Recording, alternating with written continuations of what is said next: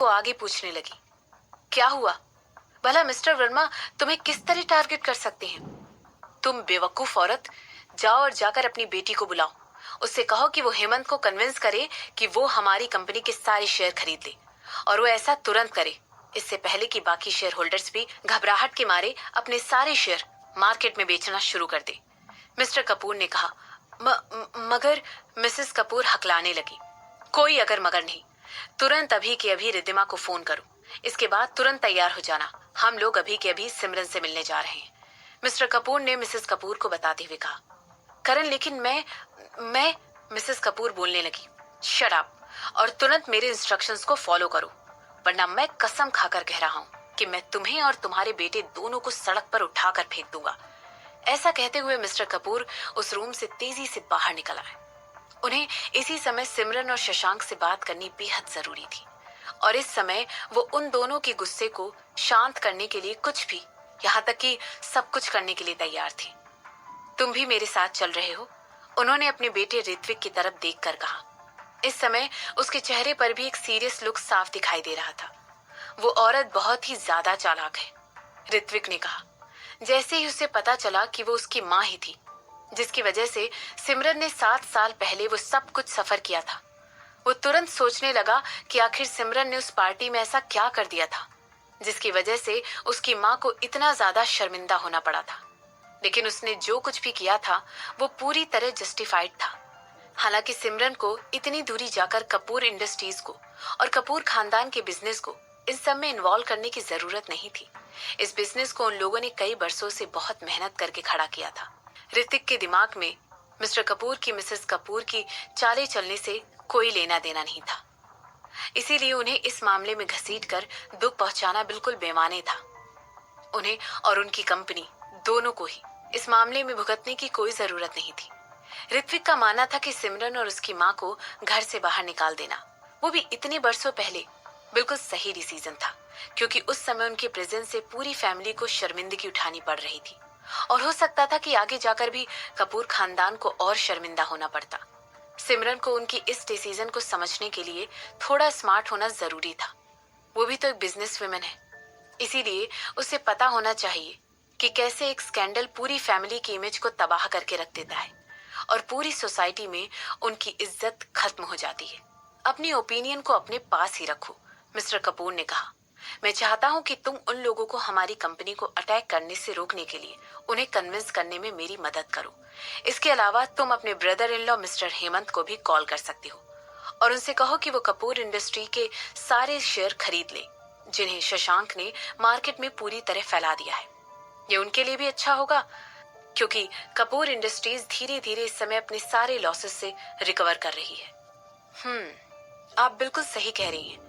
आप जैसा कह रहे हैं मैं वैसा ही करूंगा, ऋत्विक ने अपने पिता को जवाब देते हुए कहा। सिमरन का ऑफिस। सिमरन अपनी आंखें छोटी करके अपने ऑफिस की फ्लोर से लेकर सीलिंग तक की विंडो के बाहर देख रही थी। इसके बाद वो अपनी आईब्रोज को हिलाते हुए करिश्मा की रिपोर्ट सुनने लगी। जैसे ही करिश्मा ने अपनी रिपोर्ट पढ़ना बंद किया, वो पूरा रूम सन्नाटे से भर गया। सिमरन वहां पर एक खामोशी के साथ करिश्मा को देखने लगी। दरअसल वो ब्लैंक तरीके से दीवार की दूसरी तरफ घूरकर देख रही थी।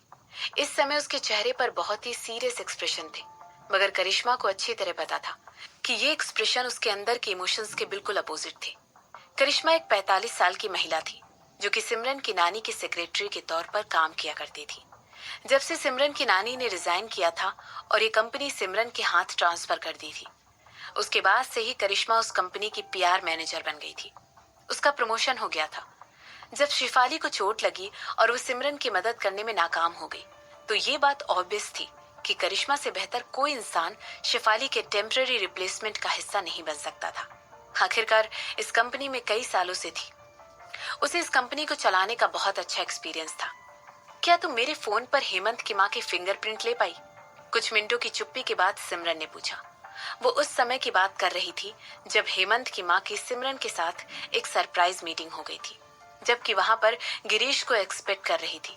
उस समय हेमंत की माँ ने सिमरन के फोन को टच कर लिया था, क्योंकि सिमरन ने उन्हें उनका ही दूसरा वीडियो दिखा दिया था।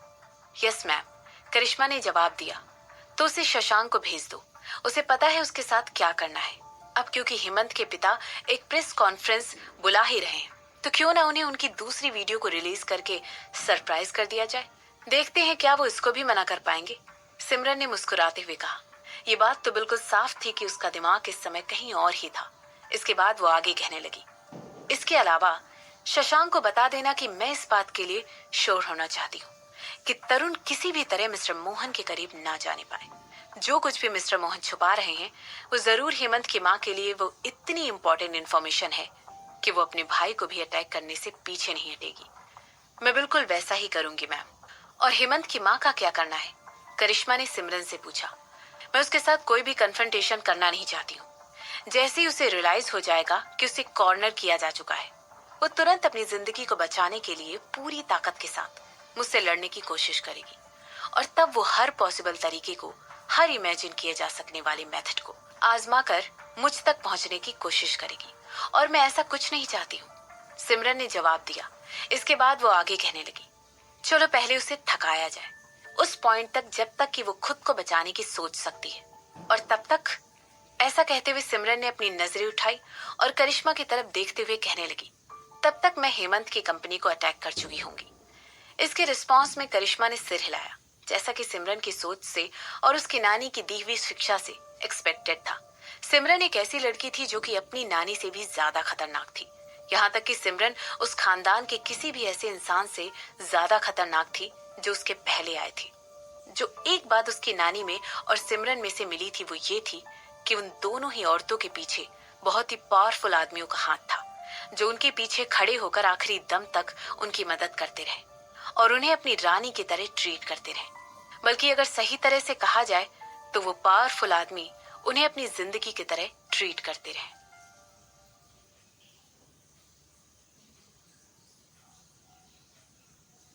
लोगों की नजरों में वो एक जेंटल और समझदार मेंबर ऑफ सोसाइटी थे और इसी वजह से मिस्टर रायचंद उन 30 लोगों में से एक थे जिन्हें उदयपुर के लेजिस्लेटिव काउंसिल द्वारा इलेक्ट किया गया था। अब क्योंकि वो एक रिटायर्ड बिजनेसमैन थे, इसीलिए उन्होंने कमर्शियल सेक्टर को रिप्रेजेंट करने के लिए चुना। एक बार फिर वो वीडियो फेक है। आजकल मासूम लोगों को घेरे में लेने का ये एक नया धंधा बन चुका है। आजकल टेक्नोलॉजी के जरिए किसी के ऊपर किसी मासूम इंसान का चेहरा लगाकर एक वीडियो तैयार कर लेना बहुत ही आम बात है। ये बात तो बिल्कुल सच है कि वो लोग मुझे शर्मिंदा करना चाहते हैं, वो लोग मुझ पर अटैक करना चाहते हैं। और ऐसा करने के पीछे उनका सिर्फ और सिर्फ एक मकसद है कि वो नहीं चाहते कि मैं आगे बढ़कर इस सोसाइटी का और लोगों का भला करूं और इन लालची कारपोरेशन को सबके सामने एक्सपोज करूं। ऐसा कहते हुए मिस्टर की आवाज बिल्कुल शांत थी। उनके चेहरे की तरह उसमें भी कोई हलचल दिखाई नहीं दे रही थी। उनके सही सही शब्द सीधे लोगों के दिलों को छू गए, जो वहां पर बैठकर अपने सामने लाइव प्रेस कॉन्फ्रेंस देख रहे थे। मिस्टर रायचंद को एक ऐसे इंसान के तौर पर जाना जाता था जो कि उन कंपनियों से पंगा लेने के लिए हमेशा तैयार रहते थे, जो उदयपुर के कानून को नहीं मानती थी, लेकिन वो कभी भी वो उनका दुख नहीं देख सकते थे। उनके शब्दों के जरिए ये बात साफ जाहिर हो रही थी कि वो भीड़ को अपना बनाने में विश्वास रखते थे। मिस्टर रायचंद का नेचुरल चार्म तुरंत ही पब्लिक तक पहुंच गया और पब्लिक तुरंत उनके साथ सिंपैथी दिखाने लग गई। और ऐसा इसलिए था क्योंकि मिस्टर रायचंद के कुछ उसूल थे और इन्हीं की वजह से वो लालची कारपोरेशंस का टारगेट बनकर रह गए थे। विधायक रायचंद जी, तो क्या आप ये कहना चाहते हैं कि आपसे दुश्मनी निभाने के लिए आपके दुश्मन इस हद तक गिर गए कि वो आपको इस तरह जलील करने लगे? तो क्या आप ये सोच रहे हैं कि इन्होंने ये सब कुछ आपको रिटायर करने के लिए किया है? एक लंबे से रिपोर्टर ने मिस्टर रायचंद से सवाल किया। वैसे देखा जाए तो ऐसा हो सकता है। मैं जनरल चेंबर ऑफ कॉमर्स का मेंबर हूँ। जाहिर सी बात है, मेरे भी कुछ पावरफुल दुश्मन तो हर जगह ही होंगे, मिस्टर रायचंद ने अपना सिर हिलाते हुए कहा। विधायक मिस्टर रायचंद जी, आपको ऐसा क्यों लगता है कि उन लोगों ने इस बात के लिए आपकी वाइफ को भी टारगेट किया है? क्या आपको ऐसा लगता है कि उन्होंने भी उनसे पंगा लेने की कोशिश की या उन्हें ऑफेंड करने की कोशिश की? एक और पत्रकार ने पूछा। ये लोग ना सिर्फ मेरे नाम को बर्बाद करना चाहते हैं, बल्कि इस पूरी साजिश में मेरी फैमिली को भी शामिल करना चाहते हैं। मुझे ये देखकर जरा सा भी सरप्राइज नहीं हो रहा है कि इन लोगों ने मेरी वाइफ पर भी अटैक करने के लिए जरा सा समय नहीं लगाया, मिस्टर रायचंद ने तुरंत अपनी पत्नी को सपोर्ट करते हुए कहा।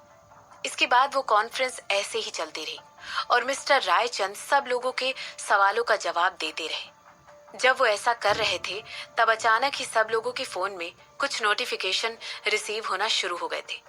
इसे देखकर मिस्टर रायचंद की आईब्रोज तुरंत हिलने लगी, क्योंकि उनकी आंखों के सामने ही सारे रिपोर्टर्स अपने फोन की तरफ देख रहे थे। आखिर ऐसा क्या हुआ था? क्या कहीं और कोई दूसरी इमरजेंसी आ गई थी? विधायक मिस्टर रायचंद जी, आप इस दूसरी वीडियो के बारे में क्या कहना चाहेंगे, जो भी थोड़ी देर पहले ही पोस्ट की गई है? एक रिपोर्टर ने पूछा। विधायक साहब, इस बार फोकस पूरी तरह आपके और आपकी वाइफ के चेहरों पर है। क्या आप अभी भी इस बात को झुटलाएंगे कि आप आदमी और औरत में कोई फर्क नहीं करते, खासकर तब जब बात उनके साथ सोने की आती है? एक दूसरे रिपोर्टर ने पूछा। विधायक जी, यहाँ तक कि इस वीडियो में तो आप दोनों की आवाजें तक हैं, तो क्या आप ही कहना चाहेंगे कि उन लोगों ने आपकी आवाज भी बनाकर इस वीडियो में डाल दी है? एक तीसरे रिपोर्टर ने सवाल किया। इन सारे सवालों को सुनते ही मिस्टर रायचंद की आंखें सबको देखकर बड़ी होकर खुल गई और वो आगे कहने लगे। मैं समझ नहीं पा रहा हूँ कि आप लोग किस बारे में बात कर रहे हैं।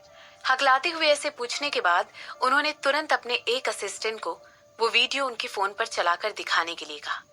उस वीडियो में मिस्टर रायचंद एक अपने से छोटे आदमी और औरत के साथ दिखाई दे रहे थे। वो सभी आपस में एक किंग साइज बेड पर एंजॉय कर रहे थे। वहीं मिसेस रायचंद उनसे कुछ फीट की दूरी पर बैठकर इस हसीन नजारे का लुत्फ उठा रही थी। इस बार उन सभी लोगों के चेहरे और आवाज इतनी क्लियर थी कि कोई भी आसानी से उस वीडियो को देखकर उन्हें पहचान लेता।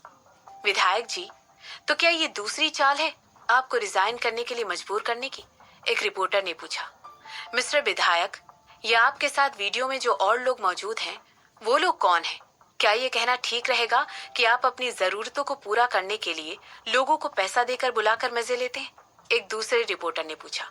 इसके बाद वहां पर बैठे सारे रिपोर्टर्स के जरिए बहुत ज्यादा अग्रेसिव क्वेश्चंस आने लगे और वहां पर मौजूद हर रिपोर्टर ऑलरेडी अपनी सीट पर खड़ा होकर मिस्टर रायचंद के चेहरे का क्लियर शॉट ले रहा था। यहाँ तक कि उनमें से कुछ तो धीरे धीरे उनकी तरफ बढ़ रहे थे। विधायक साहब, आपने ये सब कितने पहले करना शुरू किया और आपकी वाइफ ने आपको इस तरह देखना कब से शुरू कर दिया? एक रिपोर्टर ने आगे बढ़ते हुए पूछा। इस समय मिस्टर रायचंद के होश पूरी तरह पाख्ता हो चुके थे। उन्होंने तुरंत अपनी मुट्ठी बांधी और एक गहरी सांस लेते हुए बोलने लगे। ये वीडियो भी फेक है।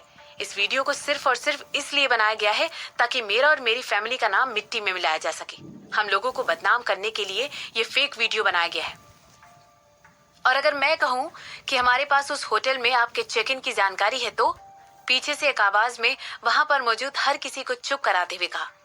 जिस इंसान ने ये वीडियो पोस्ट की है उसी ने होटल के चेक इन की डेट और वहां की सीसीटीवी फुटेज, जिसमें आप और आपकी वाइफ दोनों होटल रूम के अंदर कुछ यंग लोगों के साथ घुस रहे हैं, इस जानकारी को भी पोस्ट किया है। तो क्या आप इन सारी बातों को झुटलाने वाले हैं? एक अजनबी आवाज ने पीछे से कहा। जैसे ही वहां पर मौजूद एक दूसरे रिपोर्टर ने देखा कि ये सब सुनकर मिस्टर रायचंद का चेहरा पूरी तरह पीला पड़ चुका है, वो भी आगे पूछने लगा। विधायक जी, तो क्या आपकी खामोशी का मतलब ये है इस वीडियो में जो आदमी दिखाई दे रहा है वो आप ही हैं? विधायक जी, हमें जवाब दीजिए। इस शहर की जनता सच जानना चाहती है। एक विधायक होने के तौर पर आपकी इमेज बहुत ही ज्यादा इम्पोर्टेंट है, क्योंकि यही वो लोग हैं जिन्होंने आपको इलेक्ट किया है। एक और रिपोर्टर ने अपनी बात सामने रखते हुए कहा। मिस्टर रायचंद उसकी बात सुनकर तुरंत अपने दांत पीसने लगे और अपनी सीट से उठकर खड़े हो गए। इसके बाद उन्होंने तुरंत अपना हाथ तेजी से टेबल पर मारा। हालांकि इससे पहले वो कुछ और कह पाते, जिसकी वजह से उनकी इमेज और उनका नाम और ज्यादा बदनाम हो जाता। उनके एक एडवाइजर ने तुरंत उनका कोट एक साइड से पकड़ा और उसे धीरे से खींचते हुए मिस्टर रायचंद को सिक्योरिटी टीम के पीछे ले गया। आज के लिए विधायक जी का सारे सवालों का जवाब देना हो चुका है, उनके एडवाइजर ने वहां पर मौजूद सारे रिपोर्टर से कहा। इसके बाद वो आगे कहने लगे, प्लीज आप लोग विधायक जी की प्राइवेसी की रिस्पेक्ट करिए और अभी यहाँ से चले जाइए।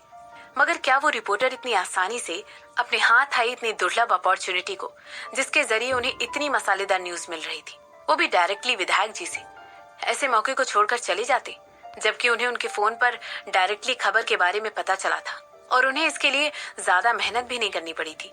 विधायक जी, क्या आप अभी भी इस बात को झुटलाएंगे कि वो आदमी जो वीडियो में दिखाई दे रहा है वो आप नहीं है? एक रिपोर्टर ने पूछा। विधायक जी, विधायक जी, सारे रिपोर्टर एक साथ चिल्लाने लगे। इसके बाद वहां पर मौजूद हर रिपोर्टर अपने अपने माइक और रिकॉर्डर के साथ मिस्टर रायचंद के पीछे दौड़ने लगा और इसी वजह से उनके बॉडीगार्ड के लिए उन्हें इस समय उस रूम से बाहर निकाल पाना बहुत ही मुश्किल हो गया था। वो सीन एकदम आपाधापी वाला हो गया था, क्योंकि बॉडीगार्ड धक्का मार मार कर अपने रास्ते से लोगों को हटा रहे थे और मिस्टर रायचंद को प्रोटेक्ट करने की कोशिश कर रहे थे। इसी के साथ वो मिस्टर रायचंद के चेहरे को भी कवर करने की कोशिश कर रहे थे, लेकिन फिर भी कुछ रिपोर्टरों ने उनका पीछा नहीं छोड़ा और उनसे सवाल पूछना जारी रखा। उन्हें ऐसा लग रहा था कि उन्हें मिस्टर रायचंद से कोई ना कोई रिएक्शन तो जरूर मिलेगा, जिसका फायदा उठाकर वो न्यूज बनाकर सनसनी फैला देंगे। वहीं दूसरी तरफ इसी समय सिमरन अपने लैपटॉप की स्क्रीन की तरफ घूर कर देख रही थी। उस लैपटॉप में उस कॉन्फ्रेंस का लाइव शो से दिखाई दे रहा था। इस समय उसके चेहरे पर कोई भी एक्सप्रेशन नहीं थे और वो मिस्टर रायचंद को रिपोर्टरों से घेराव करता हुआ देख रही थी। मिस्टर रायचंद की हालत इस समय बहुत ही ज्यादा तरस खाने वाली दिखाई दे रही थी। मैडम, करिश्मा की आवाज से सिमरन अपने ही ख्यालों से उठकर बाहर आ गई थी। उसने तुरंत अपने सामने चल रही वीडियो को बंद कर दिया और करिश्मा की तरफ देखने लगी। हाँ बोलो, सिमरन ने जवाब दिया। मिस्टर और मिसेस कपूर नीचे खड़े होकर आपसे मिलने की जिद कर रहे हैं। वो अपने बेटे ऋत्विक को भी अपने साथ लेकर आए हैं। उन्होंने मुझसे कहा है कि बहुत ही अर्जेंट मैटर है, इसीलिए मैं उन लोगों को आपसे मिलने दूं। करिश्मा ने सिमरन को बताया। और सिमरन ने अपनी एक आईब्रो उठाकर करिश्मा की तरफ देखते हुए पूछा। जाहिर सी बात है, मैंने उन्हें आपको देखने की अपॉर्चुनिटी को उनके हाथ लगने नहीं दिया। ऐसा कहते हुए करिश्मा एक जानी पहचानी मुस्कान के साथ सिमरन के सामने खड़ी हो गई और आगे कहने लगी, मगर मिस्टर कपूर कह रहे हैं कि वो आपसे बात करने के लिए वहां पर तब तक वेट करेंगे जब तक आप फ्री ना हो जाए। बहुत अच्छी बात है। जाओ जाकर उन्हें बता दो कि आज के लिए मैं अवेलेबल नहीं होने वाली हूँ, क्योंकि आज रात मेरी हस्बैंड के साथ एक डेट है।